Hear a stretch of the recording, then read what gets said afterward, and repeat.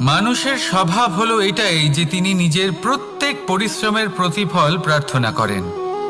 বেশিরভাগ সময় এই ফলাফলের চিন্তা করতে করতে, কল্পনা করতে করতে উনি কর্ম করতে থাকেন যে আমি এই কাজটা করলে এই ফল পাবো। সেই সব কল্পনা করতে থাকেন যা না তার হাতে আছে, না আছে অধিকার, আর না আছে নিয়ন্ত্রণ। উনি শুধু নিজের কর্ম করতে পারেন। উনি কি ফল পাবেন তা তার হাতে কখনোই নেই। তাই আপনিও শুধুমাত্র কর্ম করতে থাকুন, ফলের চিন্তা করবেন না।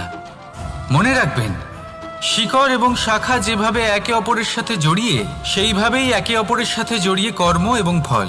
যেরকম কর্ম আপনি করবেন সেরকম ফল আপনি অবশ্যই পাবেন।